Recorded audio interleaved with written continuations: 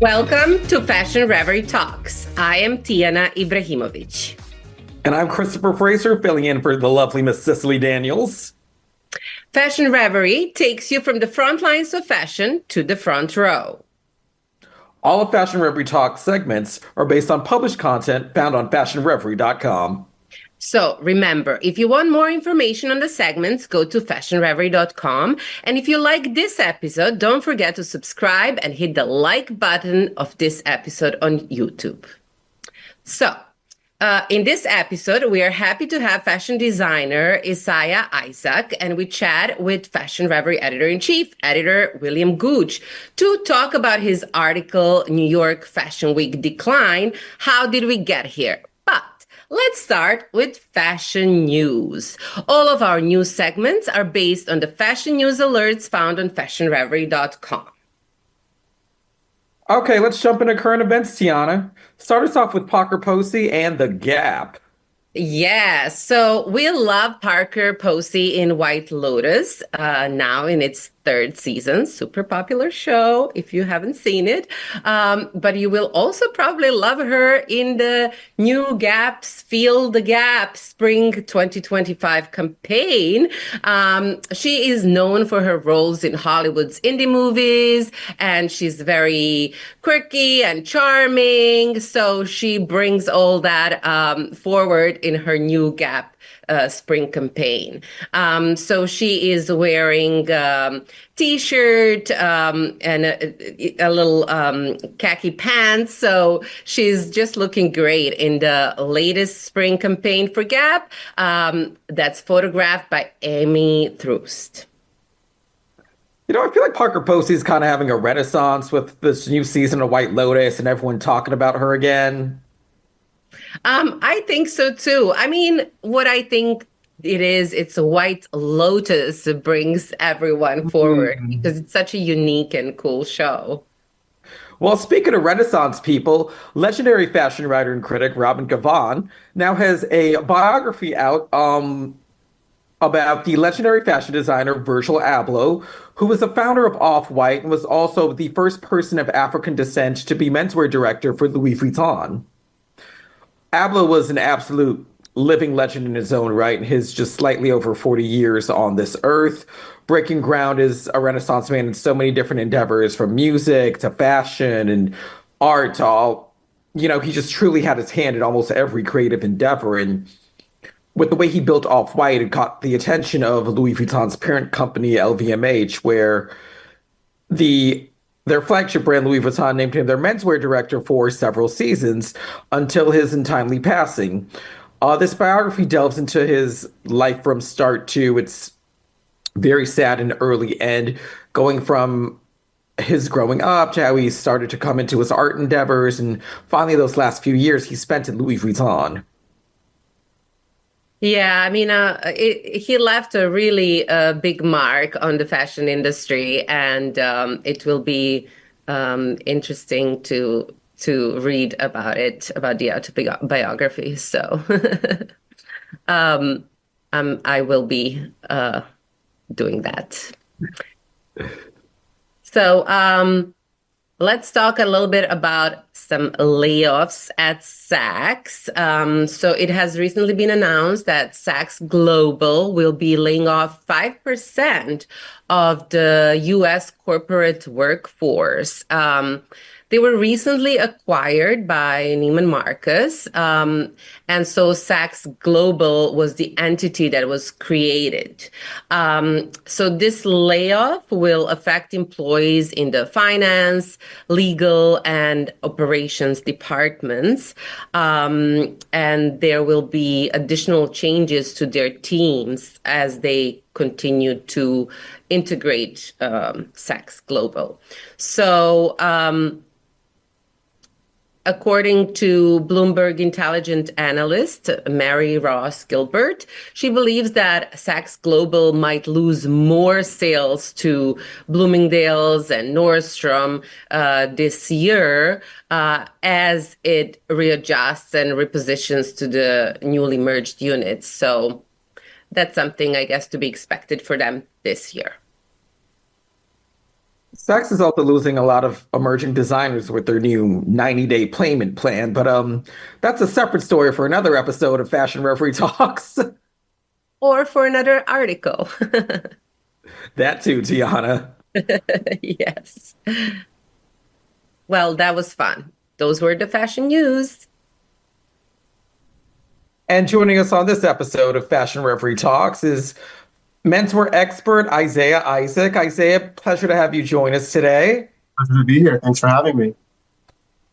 So, you've had quite an illustrious career in menswear. Could you start by talking to us about your fashion journey? Yeah, certainly. So I started in New York getting my education at AI NYC, and I've always had an interest in menswear there. So I nagged all of my educators to basically help me. As I'm sure you all know, it starts with women's wear mostly. So I kind of did everything I can to took some classes with menswear and did a couple of internships there. And then after graduating and doing some fashion shows at Fashion Week, which I was so thankful to do, I got a small stint at J. Crew. Did a couple of years at Macy's, did some freelance work in between, did some styling, then went off to do some work for Ralph Lauren. After that, I went out on a whim and applied to a job in Spain. Didn't think anything would happen. It's kind of hard for Americans to get overseas, but I somehow got a job at Zara. And it was a contemporary price point at the time in New York. So I've had the thought okay, this is like the next level. And getting over there, you get to see, how they make everything, how they do everything. So that was a really great experience. After that, I did the menswear for Tommy Hilfiger. I headed up their swim division. And then after that, where I'm at now is I'm at WGSN as a menswear editor and trend forecaster. So it's been a quick decade or so more in menswear. So you've worked at a lot of major brands from J. Crew to Zara and Tommy Hilfiger. What did you learn from working at each of these brands? I'm sure every experience was its own unique egg. 100%. I think one of the main takeaways was maybe soft power, and you could kind of translate that into people managing, right? Although they hire a lot of people with talent, of course, that's kind of the prerequisite, but it's important to know how to use that talent and to talk to people in many ways and to even manage up, if you will, right? So that people managing skill is something that I definitely learned from both of those positions. I would say mostly maybe from Zara and from Tommy Hilfiger. As Zara's big box and Tommy Hilfiger is more of a vertical, you really have to learn how to take all that information in and work, cross-functionally in all of the dimensional teams. So yeah, a lot of people managing was kind of the thing that I learned the most. So you currently work at WGSN, a fashion trend forecasting company. Could you talk a little bit about that company and what they do? I mean, certainly. WGSN, I would say we're the leading trend forecasting company in the world right now. We're kind of the best kept secret. A lot of brands that are our clients, they don't talk to each other to let them know that they're basically subscribing to our services. But we take, I would say, the political, socioeconomic, cultural, e-commerce, retail, catwalk. We take all that information, we use the data sets that we receive from that, and we also use our expertise. A lot of the people that are working there right now as editors have tons and tons of experience in the design world. So we're taking all that expertise together, we're building reports for our clients, and we're basically digesting that information for them and making it very understandable so they can bring that information and put that into their ranges for the next years to come. So what exactly does your specific position entail? You're the menswear editor, you said. Correct. Yes. So I basically do a lot of client enterprise calls. I speak to a lot of our clients one-on-one, breaking down on all the reports that we make for them to read and to look at the images that we do, if it's street style, if it's catwalk, if it's retail. And I work with all the cross-functional teams in materials, in denim, in trims and details. And basically I'm taking all this information and I'm making sure that through a menswear lens, it's very understandable and they're able to adapt it. Now that works for big box, that also works for luxury. So we have like a breadth of clients that we have to basically take that same information, if you will, and put it into different vehicles so that people are able to understand it for the different price points and consumers that they have. What are some upcoming trends in menswear? I'd say what I've been seeing the most is a return to work and I would say relaxed suiting, right? After the pandemic, a lot of people during the pandemic were into what we call pajama dressing and underwear as outerwear. So you were seeing a lot of sweatpants, a lot of hoodies, a lot of luxury lounge sets. But now we're seeing a lot of consumers moving into the realm of going back to the office, right? But what does that look like for a client or for a consumer that came from being comfortable for 2 or 3 years? That's relaxed suiting. So you have these larger silhouettes, you have more comfortable blazers, you have slouchy trousers, things of that nature that can be appropriate for the office, but also very comfortable for the consumer. So, with all your years in menswear, what's next for you? What's next for me? I don't know. I think I'm going to try and just see what's happening. I'm really enjoying my job at WGSN. I'm enjoying kind of reading the climate right now and understanding what's happening in terms of all the movements. I'm sure so many designers are moving companies and going here and going there, which means aesthetics are changing. So it's a really exciting time right now, but I think I'm going to continue to kind of keep my head down, understand what's happening in the climate, maybe do a little bit more designing on the side, keep my creative brain working. I think it's very important to always take that into effect and not kind of forget your roots. So both of those things, I think, is going to be somewhere I'm going to be ending up in the future. All right, well, thank you very much for your time today, Isaiah. Thank you so much for having me. It was a pleasure. You have a great day now. You take care. So we have our editor-in-chief, William Gooch, and Kristopher Fraser with us to chat about New York Fashion Week.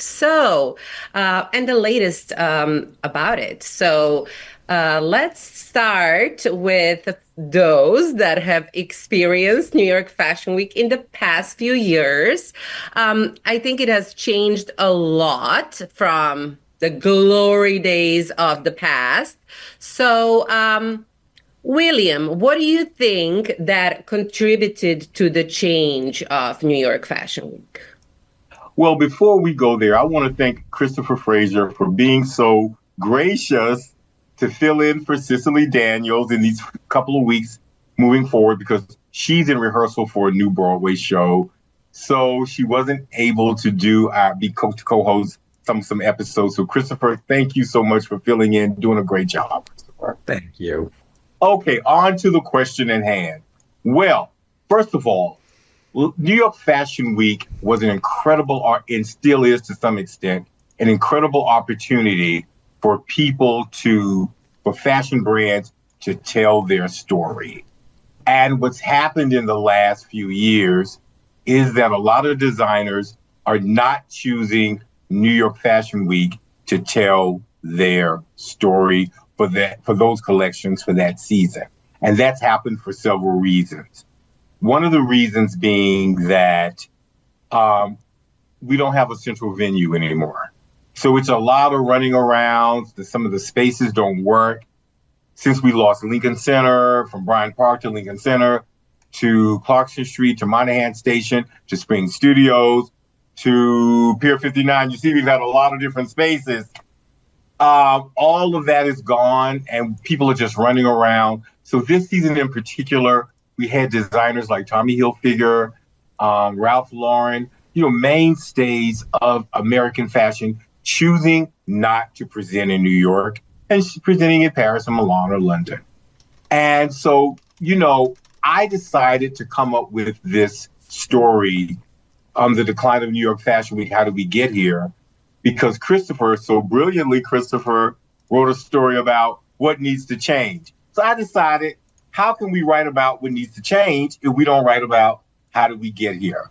So based on so much going out into the ethos, the stratosphere around New York Fashion Week, I know a lot of you guys got that survey. It's New York Fashion Week dead. I know some of y'all got it. Kristopher, you can chime in. I know you got it. Oh, yes, I definitely got that survey. I filled that out right quick like I had nothing else to do. And the big article in Business of Fashion is Fashion Week dead in New York and London. This whole article came forth with me and Kristopher. We decided to do these two articles. So how did we get here? Well, the venue is an issue. Fashion is cyclical. It has changed. We have a different consumer market. So that has made some shifts from the golden era of the last 25 years to where we are now, consumers don't dress up and go out as much as they used to. COVID really, really changed that. So instead of you having to go to work 5 days a week and either 5 different outfits to wear, now you may go in 2 or 3 days a week, or you may work at home all the time. So fashion and retail there's a serious intersectionality there between both markets. So that funnels down to Fashion Week. Also, we have we have new technologies that didn't exist during a lot of the golden age of Fashion Week. We have, online publications. We have social media. So of course that was going to affect Fashion Week and how we see it. And according to what Christine Knowles said, who was a wonderful producer of shows, she worked for 13 years for ING, which is one of the sponsors of Fashion Week. There are a lot of people who wanted to go back to what it was. But guess what? Everything in life moves forward. We can't go back to that. So what we have is what we have now.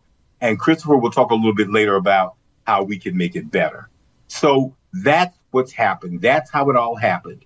A shift in consumer spending, a shift in culture, a shift in technology, and just a shift in lifestyle.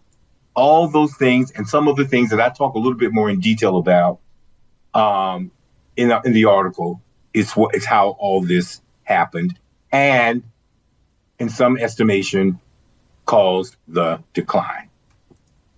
So, Kristopher, in your article, is New York Fashion Week a bust? What are your thoughts? How the disappearance of Central Venue has minimized the appeal of Fashion Week? People don't want to do all that running around the city. I can tell you as someone who still does Fashion Week, but I don't go to as many shows as I used to. And a large contributing factor to that is the fact that the shows are so ridiculously spread out. But Kristopher, you still go to a lot. Okay. This season I maybe went do 70 shows like you used to. No, but excuse me. When I was a younger man, my age will not be disclosed at any point in history. But once upon a time when I was a younger man and New York Fashion Week did have central venues, I would be at shows from 9 a.m. to 9 p.m., no problem. But it was a lot easier when there was only a main venue or maybe just 2 main venues that were not that far distance from each other. Versus now where, you could have a show down in the financial district and then your next show could be approaching the Upper East Side almost. Or in Brooklyn. Yeah, I know several designers showed in Brooklyn this past season. Some major designers too, not just like some small off-the-wall designers either. Like Christopher John Rogers showed in Brooklyn this past season. Yeah, I think most people, unless they're provided their ride, that are bigger editors, don't make it outside of the city. That's for sure. Even with being provided a ride, just the time constraints alone, these shows don't start on time. Even if your show's supposed to start at 12, probably doesn't start till 12:25. 15 minutes later, okay, you're done 12:40. What, you've got the next show's not going to start on time either, but what, you got maybe 30 minutes if you got to go from Upper East to Brooklyn or something? Right. So, William, in your article, New York Fashion Week Decline, How Did We Get Here? You speak about how many fashion insiders feel that the rise of social media influencers has sourced the Fashion Week experience. What is your insight on that? I think I talked to about 4 insiders in my article, which is more of an op-ed article. It's not really a lot of hard data because it's kind of hard to find hard data around this. But so we're talking about how people who have worked in the industry from Bryant Park until now, how they feel. And Scott French, one of the people we interviewed, said that what the influencers have done is, instead of Fashion Week being about celebrating the collection and telling the story of the collection, some influencers have made the stories about themselves, and the show is a backdrop so that I can talk about me. So that's not bringing attention to the designer. And people like Ralph Lauren have said, he said it last season, he didn't want any influencers at his shows, whether they were influencers with lots of followers or not a lot of followers. So I remember going to a show and this influencer stood up in front of the presentation and created her own runway show. While we were standing there like, what is she doing? And she had a camera crew. And then she went to the bathroom. And then she changed clothes. And then she kept going back and forth. And the models were standing behind her in this beautiful scenario. Like, what is she doing? And nobody stopped her. It was just, she turned it into her own experience about her, not about the collection that she was invited to create a story around. So it depends on who you talk to. Sometimes the influencers are great because and Christopher, you can comment on this. We have some fashion brands that are Instagram fashion brands. They get their consumers through social media, through Instagram. So social media and those influencers are great for them. Other brands, it's an addition to. So it depends on who you talk to. It depends on how the brand uses influencers. But we don't want what has happened where there are far too many influencers making Fashion Week about them, not telling the story of the brand. Kristopher, I mean, what do you think? I think influencers are still very important to younger fashion brands. Like I produced a show last September where we had a whole section for influencers, and it was a younger brand, and we had some of the highest social media reach we ever had ever. And the brand started to see that not immediately, but recently started seeing that start to transfer to clothing sales, actually.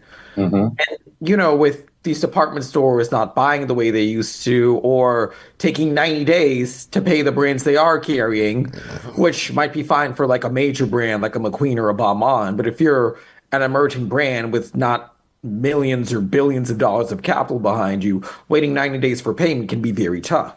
So social media is a way and even influencer marketing is a way for younger brands to go direct to consumer versus, cutting out the middleman or having to wait for a big store to pick you up. So speaking of stories, William, you in your article also talk about the decrease in media outlets. It has had a negative impact. What are your thoughts about it? Absolutely. If you look at the amount of newspapers, and I have the data in the article, so I want people to really go to read the article to get a lot more information. If we look at the amount of newspapers and publications that have closed, that have shuttered in the last 15 years, it's unbelievable. So the amount of media that you would have at a fashion, at even a major designer, has decreased, and then we have a decrease in the space. We don't have spaces in New York City now that seat 1,300 people, and there's 5 rows of media. We don't have that anymore. So just the fact that we don't have the media outlets, the traditional media outlets that we used to have, really makes it more difficult to tell the story of the collection. And it also makes it more difficult for the designer to get the story out there. So all that has an impact on Fashion Week. And as we've shifted to new kinds of media, sometimes that new media isn't as adept at telling the story well as the more traditional media. So it's a real hodgepodge of things that are just not working well. And I think we're kind of in this period of figuring out what works and what doesn't work. Hopefully something will be figured out. So what do you think needs to be done? Christopher, I'm gonna let you take that. We need to bring a central venue back. Let's start with that. Because that was the biggest complaint I heard from everyone, from editors to buyers to stylists. Like, the lack of central venue at New York Fashion Week has caused it to lose so much of its luster. A lot of people felt like we went from the penthouse to the basement. Anything else besides central venue? We've been talking about that a lot. Anything else? Yeah, Fashion Week. Back in the day, Fashion Week had a lot more sponsors. So that put a lot more money into even people attending having certain perks and comforts, whether it was food or free coffee or gift bags, that really added to the allure of New York Fashion Week. So I think we need to bring back sponsorships, especially, and also back in the day when Mercedes-Benz was a headliner for New York Fashion Week, pretty much.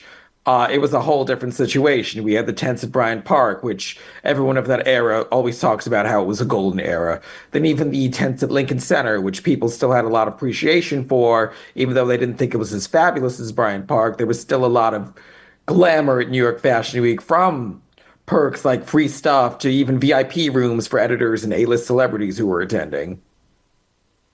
Well, thank you, William, and thank you, Kristopher, for sharing We're happy to be here. on your both great articles. Thank you very much, Thank you. Tijana.